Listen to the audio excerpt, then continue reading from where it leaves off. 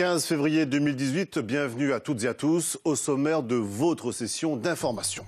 Comment lutter efficacement contre les cancers pédiatriques? Associations, familles et corps médical étaient réunis aujourd'hui à l'Assemblée nationale pour faire le point sur la recherche. Nous en parlerons dans un instant avec notre invité Jerry Ayhan, venu spécialement de La Réunion pour cette journée de mobilisation contre la maladie. Journée justice morte aujourd'hui dans toute la France. Les robes noires s'inquiètent de la nouvelle carte judiciaire qui prévoit notamment une réduction du nombre de cours d'appel. Et enfin, trop beau pour être vrai, Mickaël Quiroga fait le grand saut. Auteur de textes pour d'autres humoristes, le Martiniquais présente enfin son nouveau one-man show à Paris. Mais d'abord, ce chiffre, 1700 chaque année, 1700 nouveaux cas de cancer sont recensés chez les enfants de moins de 15 ans. Le cancer pédiatrique ou cancer de l'enfant reste un sujet tabou depuis 2002 et tous les 15 février, familles, médecins, infirmiers et aides-soignants se retrouvent pour une journée internationale de mobilisation contre cette pathologie. Cette année, les associations étaient invitées à l'Assemblée nationale pour faire le point sur la recherche. Gervais Nietzsche, Jean-Louis Quérec. Quand il arrive au Palais Bourbon, son visage est fermé. Tout de même, on peut y lire quelque peu une détermination sans faille. Le Réunionnais Jerry Ayhan affirme être poussé par le souffle de son ange, Anne-Laure, sa fille, morte d'un cancer. La maladie tue chaque année en France 500 enfants. Ce chiffre n'arrête pas d'évoluer depuis 20 ans, parce que la recherche n'avance pas. Pourquoi la recherche n'avance pas? Parce que je conçois que c'est compliqué, les cancers pédiatriques. Il y a à peu près 60 cas différents de cancers pédiatriques. Donc le montant que la recherche doit investir dans ces cancers pédiatriques pour sauver 500 enfants, malheureusement, il n'y a pas, en termes de rendement, le retour que peut espérer un laboratoire pharmaceutique. Ce 15 février est la journée internationale du cancer de l'enfant. C'est l'occasion pour Jerry Ayhan de réunir une vingtaine d'associations qui œuvrent pour une meilleure prise en charge de cette maladie en France. Il n'y a qu'ensemble que l'on peut avancer. Lorsqu'on est tout seul dans son coin, on a toujours de très bonnes idées, mais on peut aller encore plus vite et encore plus loin en les échangeant et en mettant en commun nos expériences et nos expertises. La réunion se tient sous l'égide d'Erika Barech. La députée réunionnaise a une fille qui a perdu des camarades de classe atteints d'un cancer. Elle apporte son soutien à tous ces acteurs associatifs. Nous allons avoir le projet de budget de financement de la sécurité sociale.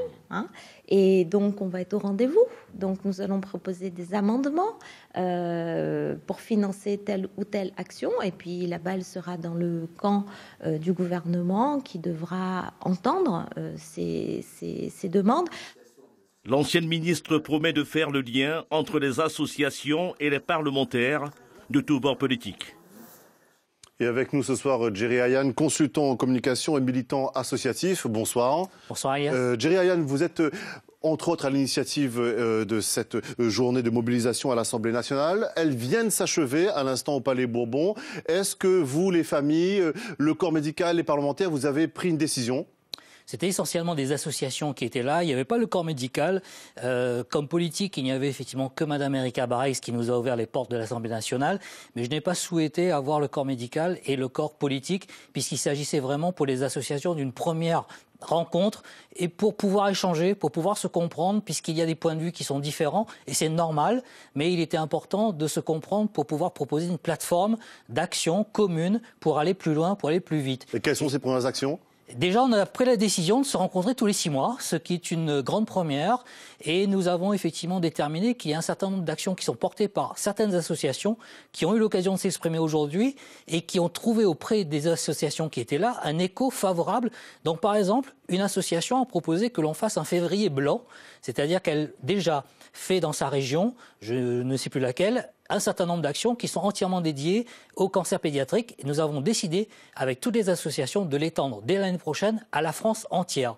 Pour moi, c'est déjà un point très important.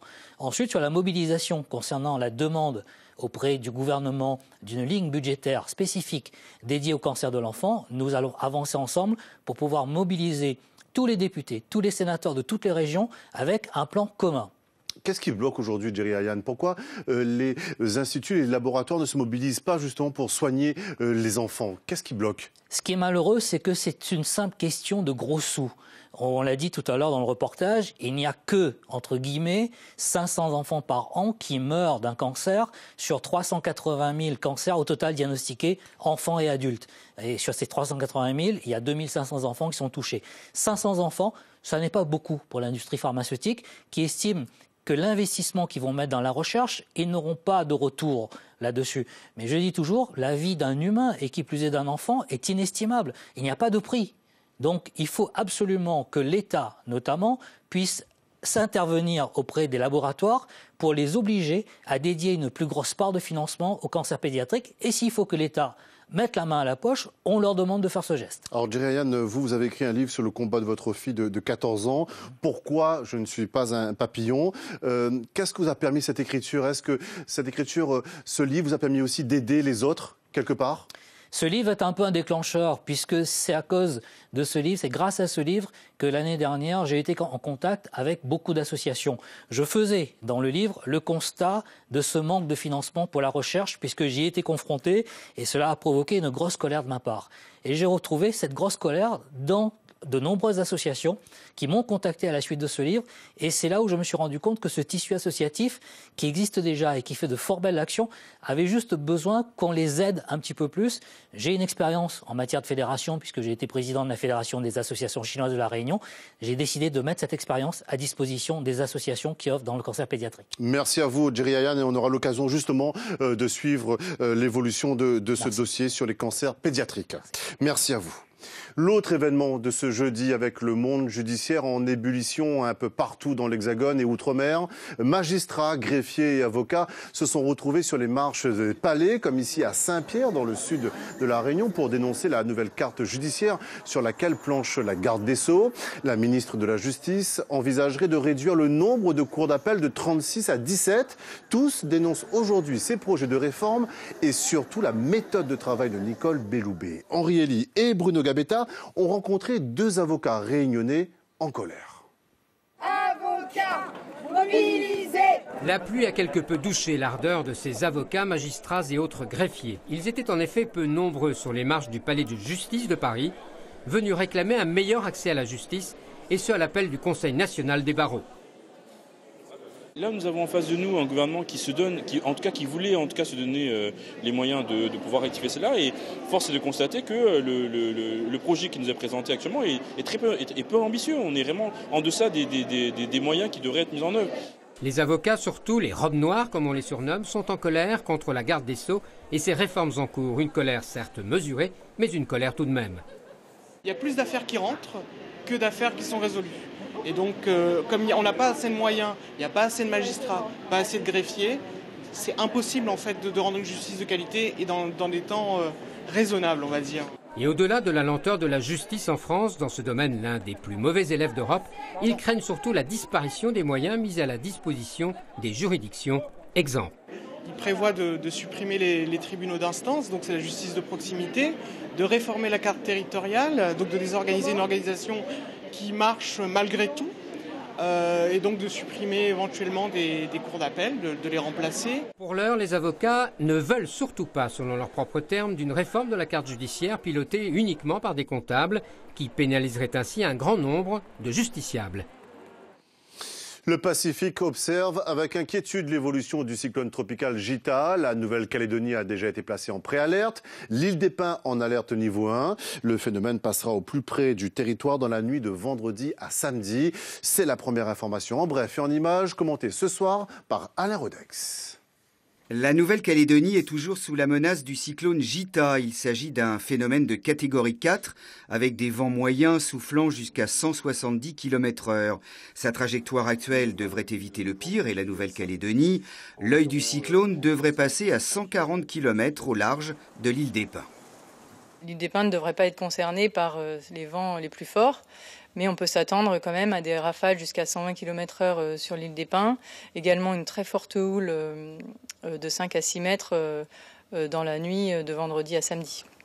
Il faudra tout de même s'attendre à des vents forts sur Nouméa et sa région. On prévoit aussi des vagues de 1 mètre à 1,50 m entre demain et samedi. Meurtre sanglant à Pointe-à-Pitre en Guadeloupe. Un jeune de 21 ans a été tué par balle vers 23 h alors que les parades du carnaval venaient de se terminer. La victime était connue des forces de police.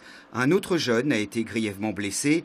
Alors s'agit-il d'un règlement de compte? L'enquête devra le déterminer. C'est la consternation dans la petite commune de Salazie, à La Réunion. Le proviseur du collège vient d'être démis de ses fonctions.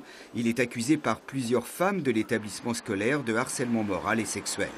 C'est une décision de mesure conservatoire qui nous permet d'attendre.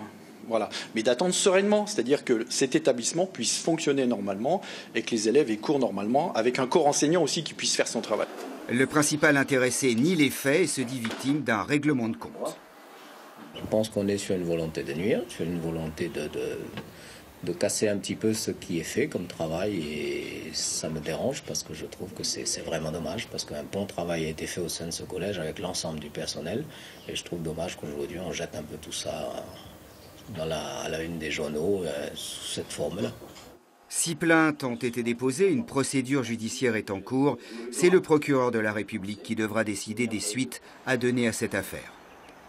Nous sommes jeudi et il est déjà temps de penser au week-end et aux sorties culturelles à ne pas rater. Marie Radovic nous a rejoint. Bonsoir Marie. Bonsoir Elias. Alors Marie, vous avez ce soir plein d'idées d'expos et de concerts à ne pas rater. Notre voyage commence en Haïti avec des peintres à découvrir dans une galerie parisienne. Et oui, la galerie Claire Corsia qui expose en ce moment 6 jeunes artistes haïtiens. Le peintre Guyaudo notamment. Alors il y a une première expo à l'automne. Elle a bien marché et du coup la galerie a décidé de donner à voir d'autres œuvres des mêmes artistes, à l'occasion de découvrir donc une peinture qui est puissante, qui est ancrée à la fois dans l'imaginaire haïtien, le vaudou, et en même temps qui est en prise avec le réel. D'ailleurs, ces œuvres sont souvent réalisées à partir de matériaux assez simples, des crayons, du carton récupéré par exemple, et ces tableaux sont à découvrir jusqu'à la fin de la semaine prochaine à Paris, dans le 3e arrondissement. Marie, changement de registre complet avec une artiste guadeloupéenne qui donne de la voix. Et oui, ça c'est une petite douceur pour vous, Merci. Elias, puisque je vous propose de zouker, comme vous savez si bien le faire. Je sais que vous aimez ça, grâce à Priscilla. Alors à 32 ans, cette jeune chanteuse d'origine guadeloupéenne a déjà 4 albums à son actif. Le dernier s'appelle Comme je suis. Il est sorti il y a quelques mois et il est empli d'amour, comme avec ce titre, À vie.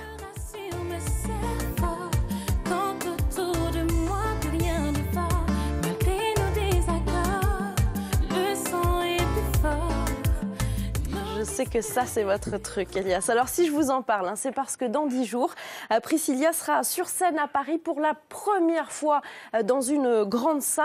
Et voilà ce qu'elle en dit. C'est avant tout une fierté, et puis c'est un accomplissement aussi de 15 ans de travail. Et je me dis que j'y ai droit, comme tout le monde, j'y ai droit. Et je suis très très fière de pouvoir faire mon premier concert ce dimanche. Alors ce sera dimanche prochain, le 25, au New Morning à Paris. C'est beau l'amour, Marie. Autre rendez-vous musical, les Hit Local Awards qui auront lieu ce week-end. Et oui, 6e édition déjà pour cette cérémonie qui récompense des artistes issus des DOM, des Antilles, de la Guyane, de la Réunion. Ce sont un peu les victoires de la musique ultramarine. Alors là, vous voyez quelques images de l'édition précédente. Ça, c'était début 2017. Et comme d'habitude, c'est le public qui a choisi ses lauréats. Les votes ont eu lieu entre décembre et janvier dernier dans différentes catégories musicales, dancehall, hip-hop, zouk, reggae. Et le résultat sera donc dévoilé samedi soir à Boulogne, une grande soirée a priori très festive avec sur scène beaucoup d'artistes ultramarins. Nous irons tous les deux, Marie. Volontiers. Merci Marie Radovic. Et tous ces coups de cœur culturels, tous les coups de cœur culturels de Marie Radovic, vous pouvez les retrouver dans notre agenda sur la première.fr ou bien encore l'application La Première.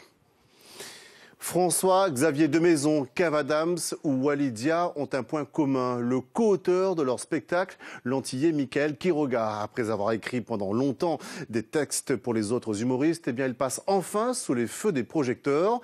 Dans son nouveau one-man show, il raconte son histoire familiale. Kelly Pujard, Olivier Duflo. Quand des spectateurs quittent le théâtre après le one-man show de Mickaël Quiroga, Voici leur réaction. Le temps passe vite et on a envie que ça dure plus longtemps. Il aborde tous les sujets et voilà, de façon assez caustique. Vraiment drôle, aussi touchant aussi, parce que je pense que c'est un peu autobiographique. Ces critiques enthousiastes saluent le retour sur scène de Michael Quiroga. Et un pari, faire rire le public avec son histoire personnelle, l'enfance atypique d'un petit métis, né d'un père martiniquais et d'une mère espagnole. Ma mère a caché mon existence à toute la famille pendant des années. Je vous promets, pendant 7 ans, j'existais pas. Quand il y avait des invités, ma mère, elle me cachait dans la chambre.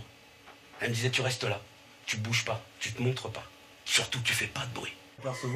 Un spectacle que le comédien a enfin le courage de jouer avec la bénédiction de sa mère. Pendant longtemps, j'ai pas osé lui en parler. Et avant de le jouer, je crois, la première fois que je l'ai joué, j'ai dû l'appeler, je crois, la veille. Et je lui ai fait au téléphone. Elle était morte de rire. Donc ça a été un peu un feu vert pour moi et ça a été très libérateur pour le reste aussi, quoi, voilà. Remarquez, une chanteuse qui devient humoriste, vaut mieux ça que l'inverse. Autodidacte, c'est à la radio que Michael Quiroga fourbit son arme favorite, l'humour. Ses vannes font de lui un habitué des studios. Mais une rencontre va l'éloigner temporairement des micros. L'acteur Samuel Le Bihan le présente à François-Xavier de Maison, un coup de cœur artistique.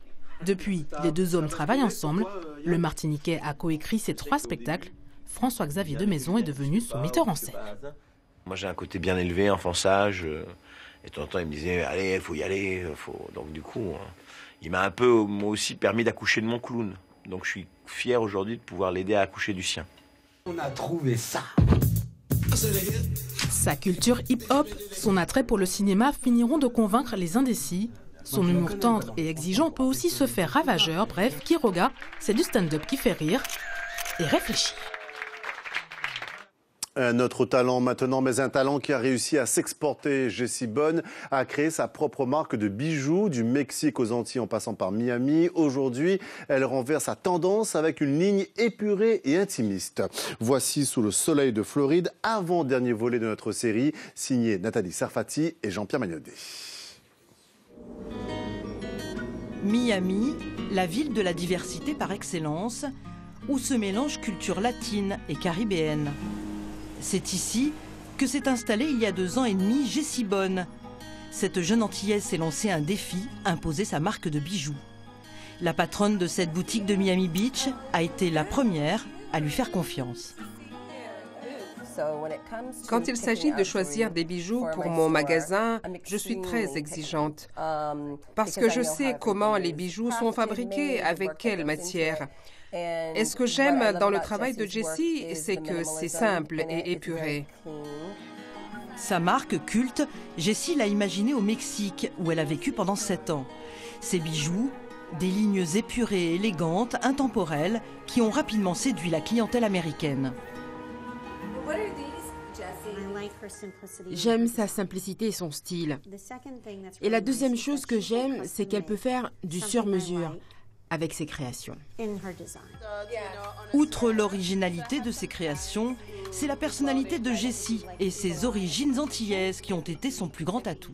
Il y a une designer portoricaine qui m'avait dit un jour à Los Angeles, elle me dit mais c'est juste incroyable, cette espèce de, c'est comme des pierres précieuses de la Caraïbe, les French Caribbean, parce que vous avez tout le côté latino et caribéen, et puis en même temps vous avez une espèce d'élégance à la française, et pour les gens c'est une espèce d'anomalie qui est absolument magnifique.